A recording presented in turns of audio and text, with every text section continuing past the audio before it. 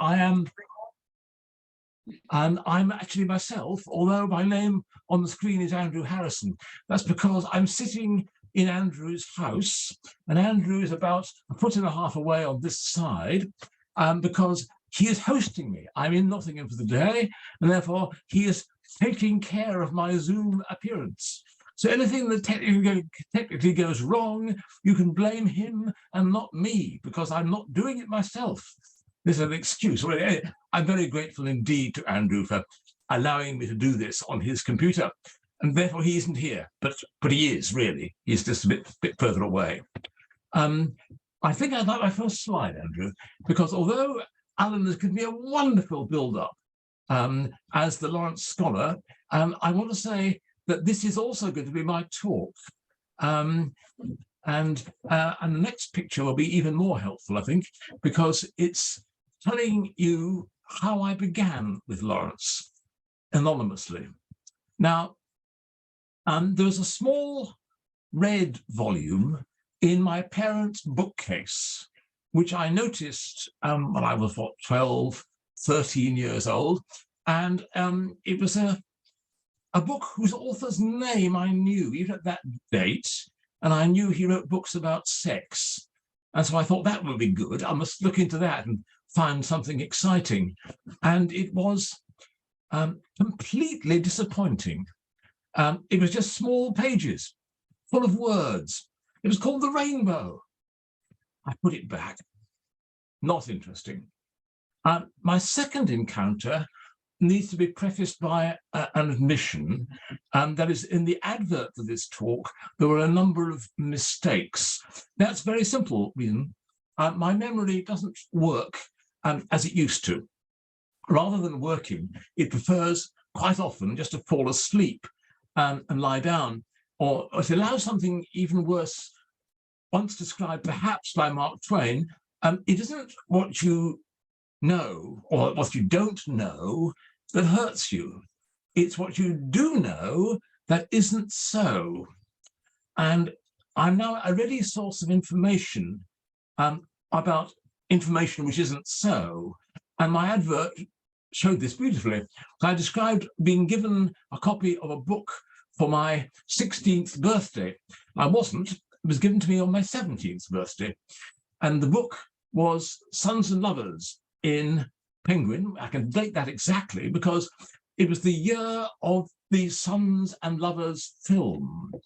And the Sons and Lovers film put out, well, Penguin put out a tie-up book, which is that one, showing Dean Stockwell, the young American actor who's playing Paul, and Heather Sears playing Miriam.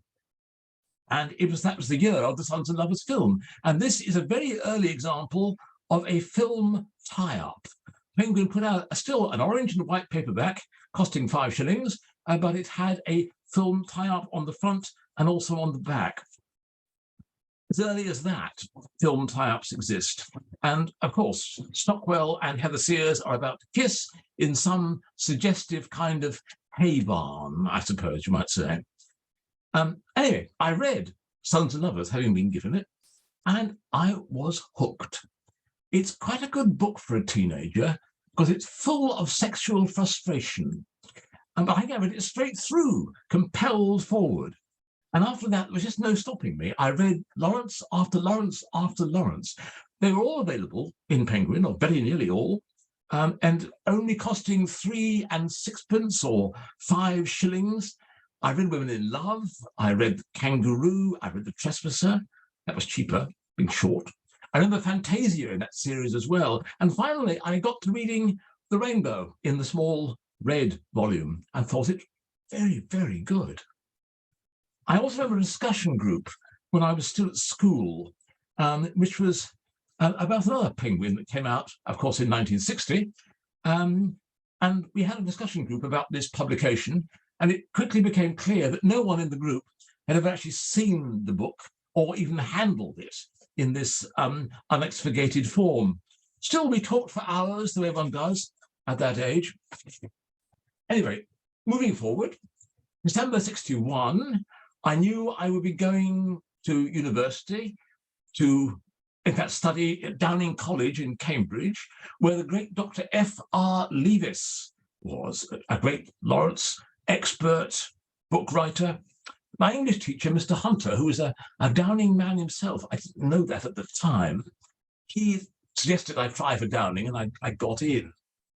I actually wrote to Leavis in the spring of 1962, asking for advice about what I might read before I went up. And he wrote back 2 sides of wonderful scrawl, giving me advice about the books I could read. And in the course of which he said, explore Phoenix energetically. So, of course, I did. Phoenix is that volume of uncollected essays and other pieces, reviews and so on, put out in 1936, which Leavis himself had reviewed in Scrutiny in 37. So I explored a library copy. When I got to Cambridge, I got a copy of my own, a slightly dubious copy. I didn't study Lawrence at university. Courses weren't like that, but he came up very often. My tutor was a man called Maurice Shapiro. I remember him reading aloud quite a lot of text from a recent publication in a small American magazine run by Saul Bellow, which contained something unavailable in England at that date, which was an introduction to Maurice Magnus's memoirs, something I got to know very well later on. Very well, I first heard it in Maurice Shapiro's room in Cambridge. I also became aware of another set of books which were on the shelves of all the people who taught me. Leavis had a set, 3 books. Maurice Shapiro had 3 books. John Newton, David Ellis tells me, had 3 books. Ian Robinson, who also taught me, he had the same 3 books. And here's volume 1. No, it's not. I've lost it. It's coming up there. There she is. Lawrence, a composite biography. Now, on the whole, Downing did not approve of American academics dealing with Lawrence. Leavis wrote a famous, savage review of Harry Moore's edition of Lawrence's letters, which came out in 1962, a review which really castigated him for not understanding English contexts, not printing new letters, for interfering in his commentary. But Edward Nails was the only one of the Americans who then really ran Lawrence scholarship. Nails was the only one really accepted. And Leavis referred very often to things in particularly volume 3 and volume 2 of Nails. But in such ways, awareness of Lawrence, of his books and what people were saying about him, ran through my time at university and my time as an undergraduate. But I was coming to the end of that, and I knew I had to get a job. And I had no thought of teaching or anything like that. And I went in, which a lot of people did at that date, the civil service entrance examinations. Now, these looked as if they were going to be an appalling idea because they started about 3 weeks after my final exams.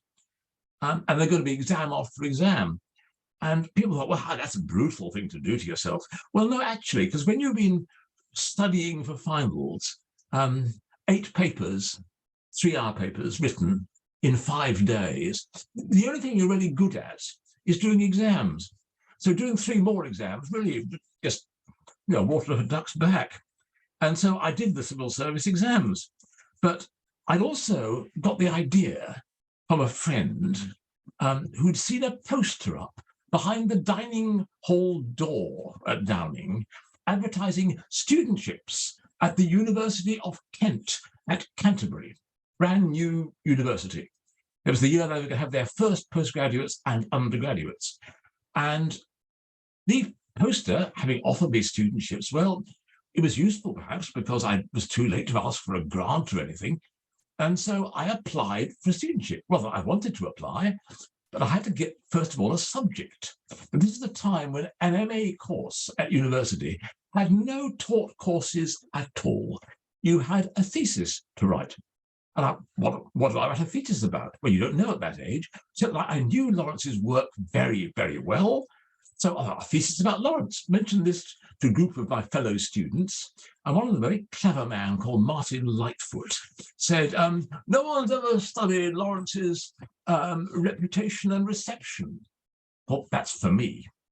And so I went off first time in my life to Cambridge University Library. Undergraduates didn't go to Cambridge University Library. And there I got hold of a recent book called A Bibliography of D.H. Lawrence by a man called Warren Roberts, another American, and learned a bit about reviews of Lawrence and sent off a letter to Kent saying that's what I want to study for my MA. And that went off. And eventually I get a letter from Kent saying, come for an interview. Well, it comes in the middle of my exams for the civil service, this arrival. And if I had been very brave, I would have dropped the exams and banked everything on Kent. I was far too, I suppose, say mean-spirited, no, sensible to do that. So I went on to my exams and waited for the interview, which came across the middle of them. This was in July 1962. And I went down to Kent for my interview. Now, Kent hardly existed then because there was one college, not finished, called Eliot College, which was only a building site with heaps of mud and pools of water and all those things. So I was interviewed by Mark Kinkin-Weeks and Ian Gregor and others, Michael Ridge Folks as well was chairman, for my I would worth a studentship. I learned years later the studentships actually were meant for foreign students, not for us at all. But I'd applied and they liked the thought of me. And I had quite a good interview, but at the end of which I did the only brilliant thing I ever did in an interview. They said, do you have any questions? The usual formality. And something possessed me and I said, no, I don't. But if I go away and think of some, can I come back? And amazingly, rather than saying, don't be silly, of course you can't, they said, yes. So I went away and walked around the building site that was Eliot College and stared out at the university, down in at the wonderful view from the university down to Canterbury city centre, which is that. And that's what you see when you're up there at Eliot College. And I thought, I love Canterbury. I want to be here. I thought some very good questions up. Went back down to the interview place, waited till the last candidate came out, knocked on the door, got readmitted, and then had a really good interview and really been able to show something about what I had thought about Lawrence and studying him and what it would be like. And as a result of that, I was offered a studentship. At that point, I dropped the idea of the civil service completely. They had got so far as to offer me a job, in fact. I was offered a job somewhere in the post office. I'm not delivering letters exactly, but it's going to be in the post office. And I was very happy to write back to them saying, sorry, I don't want your job, and I've not looked back. So there I am going to the University of Kent. What I learned from the interview was that it's not actually the quality of the candidate that matters, it's the quality of the interaction between the candidate and the interviewers. Good interviewers make good candidates, and that worked for me that time around. Now, at this rate, I'm going to need several installments of my talk.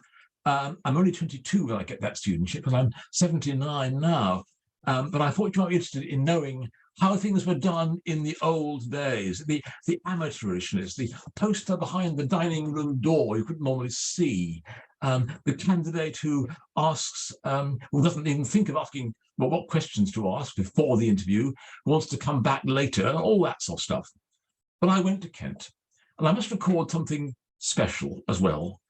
How my parents bought me that summer the 3 volumes of Edward Nales. So like Leavis and like John Newton and like Ian Robinson and like Maurice Shapiro, I also had the 3 volumes.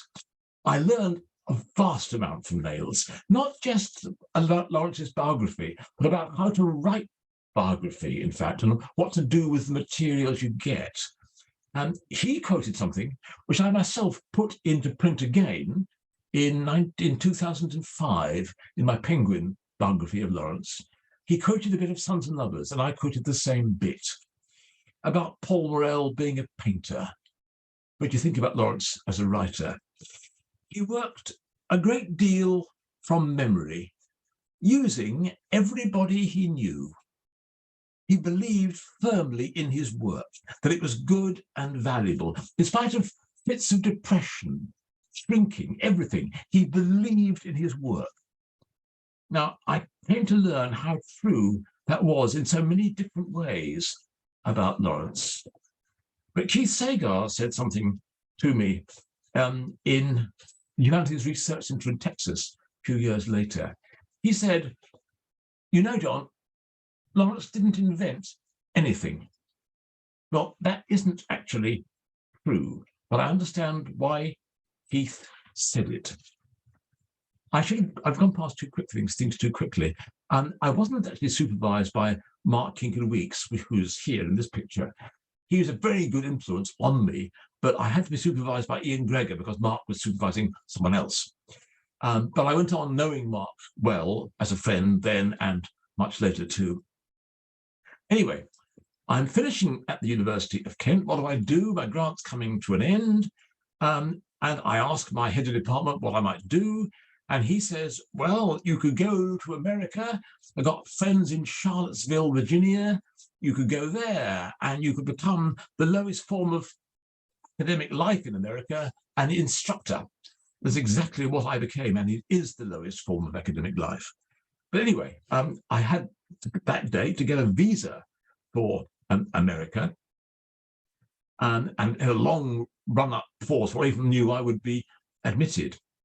I'd finished my MA before, in the end of my second year, I started my third year, and it came out as 291 pages long, all about the reception which Lawrence's novels and poems got in the early part of his life. I meant going up to London, reading magazines, newspapers, fascinating stuff altogether. I mean, you can't open a newspaper which says, you know, Titanic sinks, when you're looking actually for reviews of The Trespasser, but then, and so on and so on. Anyway, my grant's come to an end. I finished my MA. I started a PhD, but not finished that. And I'm off to Charlottesville for a very busy year teaching American students. Can't do any work on my own Lawrence at all. One of the things that has to happen to you at that date in America is that you have to, first of all, get your immigration card, which I've got around somewhere. Here it is. That's my immigration card from America. And that gives you a nice image of me at that date. Aren't I a nice young man? Ah, there we are. That's how I was when I went to America. And because I'm signed up, I also have to sign up for the draft. And I get drafted into the American military. I'm not taken in at all, but they've got me there. I've got a number and a grade. And if there's a disastrous war, I will get called up. I didn't fancy very much staying in America too long. And I got advice from Reg folks that jobs in England were getting very short. So I came back after a year. And then I had an awful year in Edinburgh, again, trying to finish my PhD and eventually finishing it. And then a huge pause because my external examiner was busy. I didn't actually get the PhD till almost the end of that year.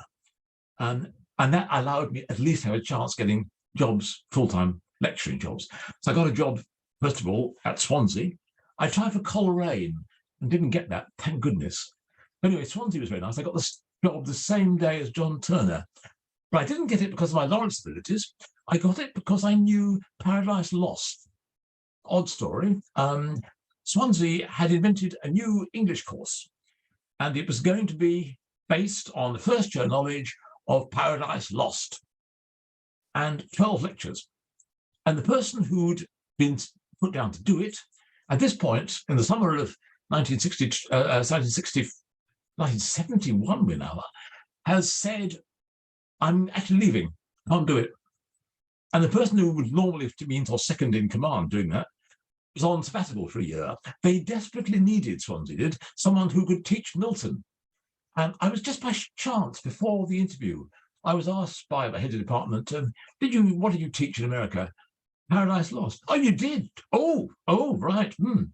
And the first thing he said after the interview was, well done, Worthen, well done. Now your first job, 12 lectures on Paradise Lost.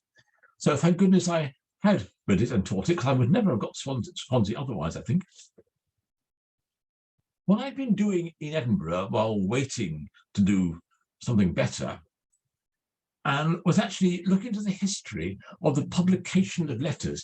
At this date, we're still hoping to persuade someone, particularly Cambridge, if they would, and Key Sagar is very good at this, to publish a new edition of Lawrence's letters. And I studied, okay, I'm going to study the history of the publication of letters. That'll give me some useful background and things to talk about when we come to do Lawrence's letters in complete.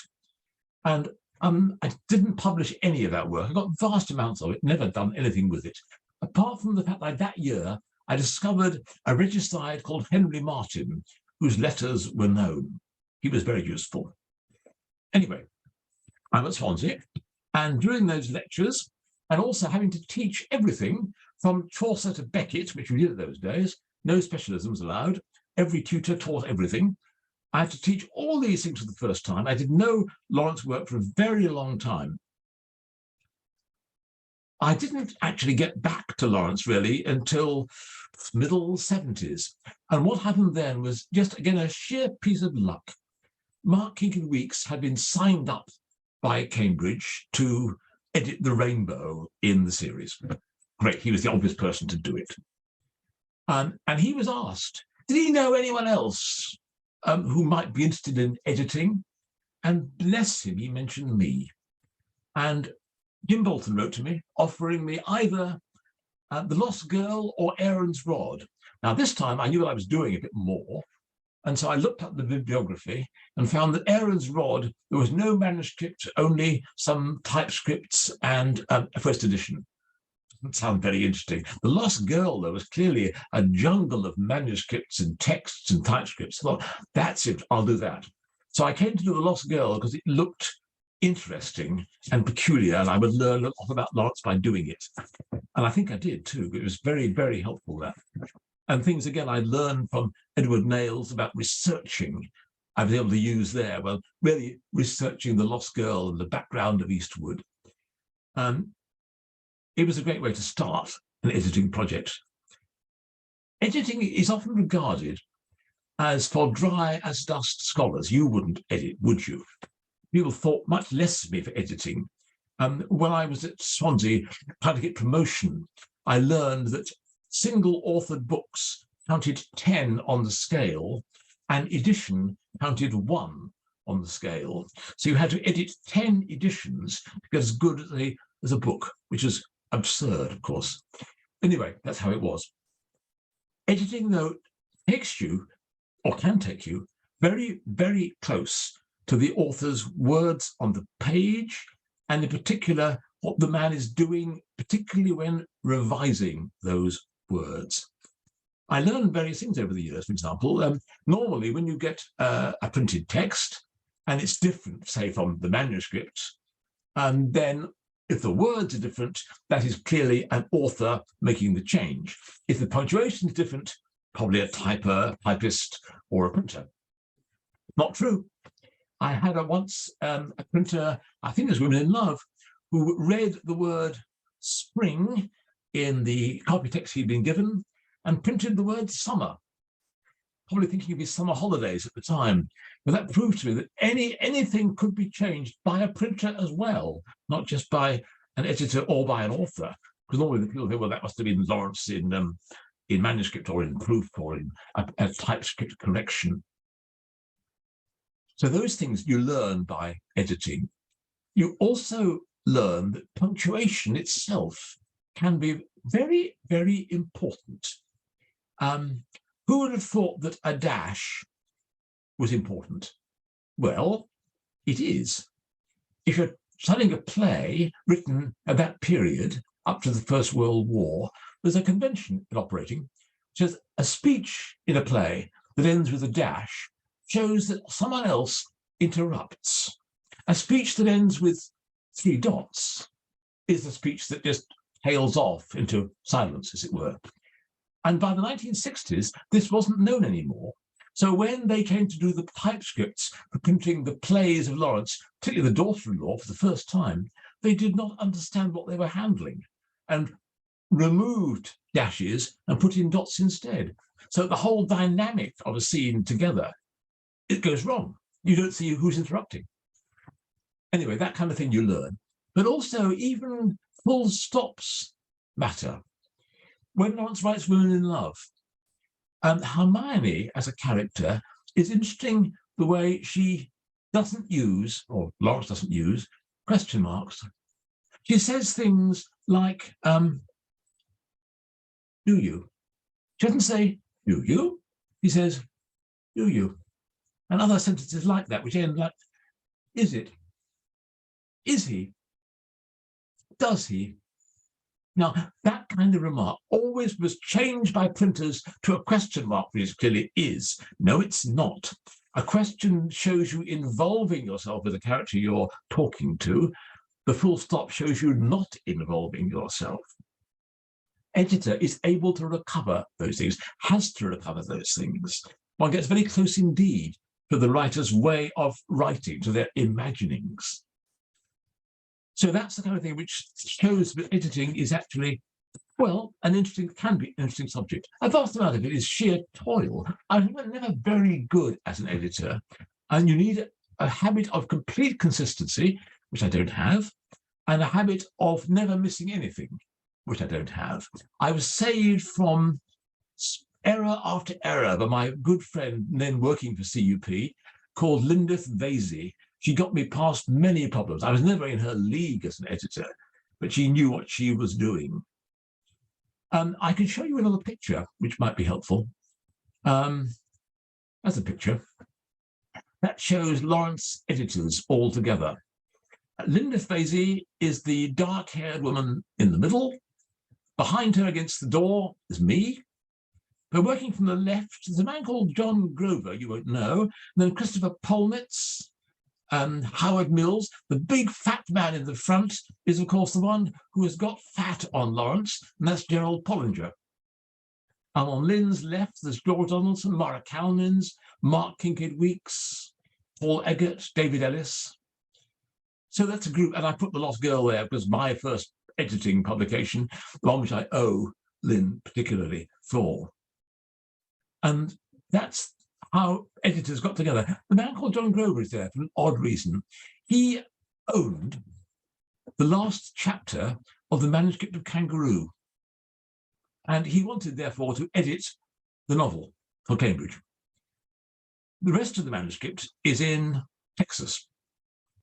And he had no qualifications for editing, but he did own the last chapter, and no one else had a copy of it, we believed. And so he had to be, as it were, leaned on at this conference to which he'd been invited, so that people like Jim Bolton and Michael Black could talk to him about the impossibility of his plan and how we needed his manuscript so badly. We never actually got it, but there was a backdoor route, luckily, through to it, which we took. But editors don't just lean on others or go to conferences. What they really like doing is going research in the world. And The Lost Girl was wonderful for this.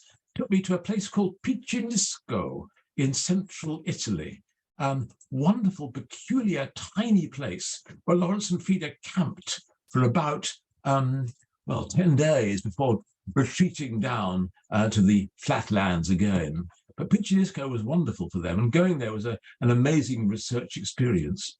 But later on, with Connie driving the little Renault 5, she drove Mark and me down to Italy, and we did things in Italy. We went to see the house in Feuerberg, where Lawrence and Frida stayed for a week, owned now the house by a man with the wonderful name of Hermann Ritter von Pochinger, who was wearing his ancestral lederhosen to show off, I think. And he asked me, would I like to feel his ancestral lederhosen, which I did very delicately, finger and thumb, not reaching too close to his thigh at the time.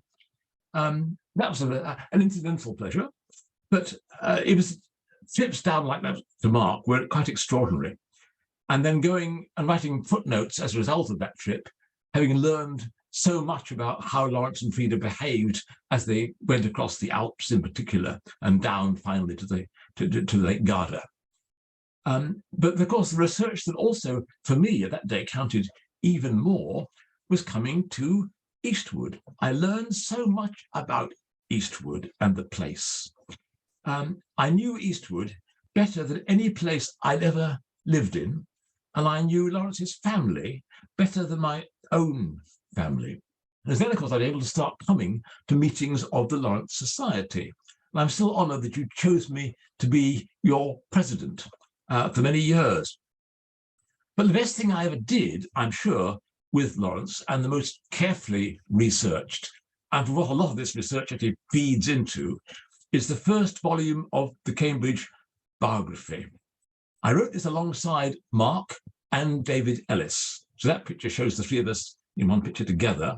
It had been Mark's idea to write a biography of Lawrence in the First World War, and then Paul Delaney published his book, and the publisher he was going to work with didn't really want it.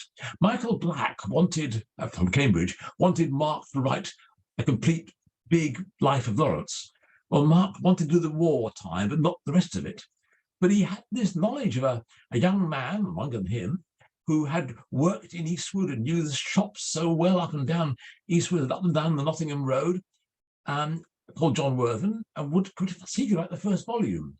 And David Ellis is so famous for all his friends and contemporaries for his interest in death and his general gloom. So therefore, he could be a perfect person to write volume 3. And David also agreed to do it. And so we worked together for all the years it took for the Cambridge biography to come out. It was a huge undertaking, and I think a worthwhile one. I think that my first volume, of course, is outdated in so many ways now. Never read The Family Tree, for example. It's quite wrong about various things. But it's an interesting book still, I think. And the one I'd say I think I'm proudest of all the things I've done.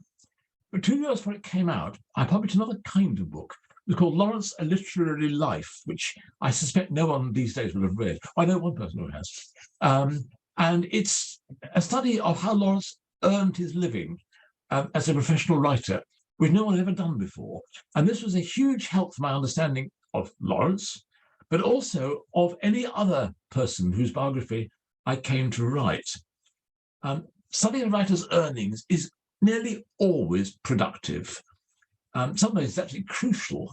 I think I understood things about young Wordsworth, knowing what he was living off, better than anyone else before me ever did. I can't be a Wordsworth expert or someone who studied him all his life, but I can understand that anyway, better than other people had done.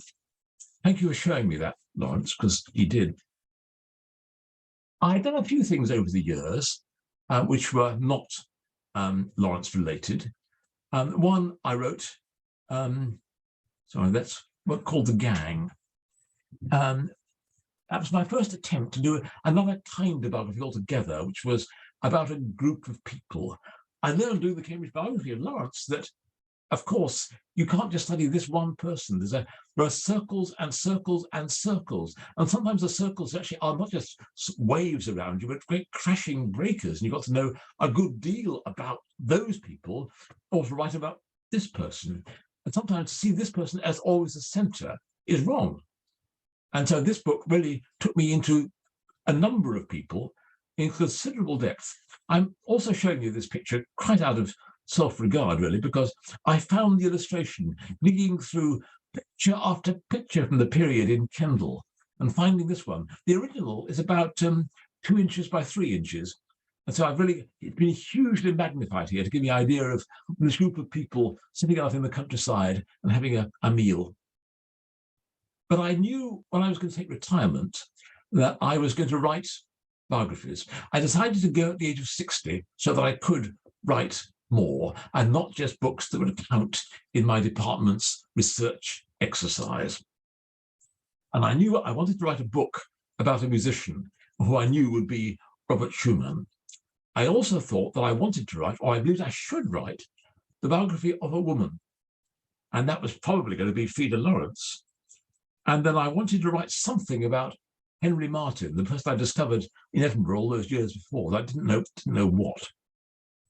Well, I did in the end write all those books, apart from the biography of Frida. The reason I couldn't write that book, I couldn't get a publisher for it in one way, but that I couldn't get a publisher because I couldn't write the book. The book itself, any book depends upon the central episodes of someone's life. And the central period, which really matters for Frida, is the years when she gradually, slowly, rebels against her marriage to Ernest Weekly. She has 3 children as well. She's also having affairs, eventually with Lawrence, but for her it's only an affair at that date. And these 12 years of her marriage to Weekly are in some ways the central episode of her life, which set her in a completely new direction. And we know almost nothing about them. We have her letters from Otto Gross, and apart from that, a few scraps and pieces. And so I wanted to write a book about Frida, which had a great gap in the centre, and I couldn't get round that. There was no way to cover that gap, so I stopped. Also, I wondered what was going to happen to Weekly, because he's got a very bad face everywhere. So I just found a way later on of dealing with that. I did other things instead. I did this little book, which again, people don't know about really. Alan, nice enough, mentioned it at the beginning. Again, I designed that cover, which was a real life mask of Coleridge. You can see his eyebrows in the life mask, reversed on the other side to make a pattern. I think it was quite a good little book, that one, that no one else did. And equally, I wrote a big book about Wordsworth and a book about Shelley, which was on the whole a bad idea. And also I saw how to do Frida. The only way to cover that gap in the middle was to invent it. And I wondered about having a biography which had an invented centre, if you like. Thought that doesn't work. So I invented it as a Frida novel. And an old friend from Nottingham, Mac Daly, bless him, took it on and published it. And I eventually saw a way of how to deal with my regicide. And more than 50 years after finding the material, I was able to have the book come out this year, which was a book called Regicide, The Trials of Henry Martyn. I've a number of pictures I wanted to show you and I forgot to. That one is a nice one. That's of David Ellis this year at the CERN. Some of you were there, I'm sure. And he's reading a poem by Lawrence called At the CERN. So it's a nice sort of rounded picture. And this picture, I wanted to show you very briefly, shows Keith Sagar and someone you might recognize, but you might not. I say no more. We're outside the Breach House. There we are. I think that's all the pictures I'm going to show you. It's all the pictures I've got. So I think I want to be stopping my share now. Andrew is going to stop me sharing, which is very nice. Oh, there I am. Good. And that's almost the end of my talk. But I wanted to end not with my own words, but with some of Lawrence's, which is the best way to end a talk about Lawrence. I have been reading these poems aloud recently, and I'd like to do some of that. If I can find my page. No, there it is. The first is a poem called Peach. Again, links in the past with David Ellis, who told me that I ought to read it, because it was a very good, funny poem. He's actually right. It follows in Birds, Beasts and Flowers the poem Pomegranate. That one, which starts, you might remember, you tell me I'm wrong. Who you? Who is anybody to tell me I'm wrong? I am not wrong. Now, Lawrence can be very, very aggravating. The next poem, Peach, starts, would you like to throw a stone at me? Here, take all that's left, my peach. Blood red, deep. Heaven knows how it came to pass. Somebody's pound of flesh rendered up, wrinkled with secrets, and hard with the intention to keep them. Why from silvery peach bloom, from that shallow silvery wine glass on a short stem, this rolling, dropping, heavy globule? I'm thinking, of course, of the peach before I ate it. Why so velvety? Why so voluptuous heavy? Why hanging with such inordinate weight? Why so indented? Why the groove? Why the lovely bivalve roundnesses? Why the ripple down the sphere? Why the suggestion of incision? Why was not my peach round and finished like a billiard ball? It would have been if man had made it, though I've eaten it now. But it wasn't round and finished like a billiard ball. And because I say so, you would like to throw something at me. Here, you can have my peach stone. San Gervasio. But I want to end this talk with another sort of poem altogether. November by the Sea. It's rather different from the other poems about the diminishing of a life in the Last Poems notebook, which many of you will know as Last Poems. November by the Sea is a year earlier, for one thing. It's at Bandol in November 1928.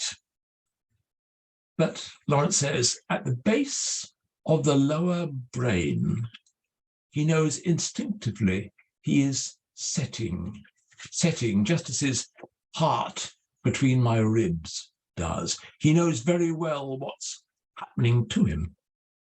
But not just to him, it's what happens to us all. And you may think it depressing, but no, it's not, because of the lovely clarity of its sun and sea metaphors and realities, and its insistence, Lawrence's very natural insistence on being undaunted. People very widely and stupidly, I think, say that Lawrence was in denial about death and illness. He faced the approaching prospect of dying with great courage. As he said, "We'll die game." November by the Sea. Now, in November, nearer comes the sun down the abandoned heaven. As the dark closes round him, he draws nearer, as if for our company. At the base of the lower brain, the sun in me declines to his winter solstice and darts a few gold rays back to the old year's sun across the sea.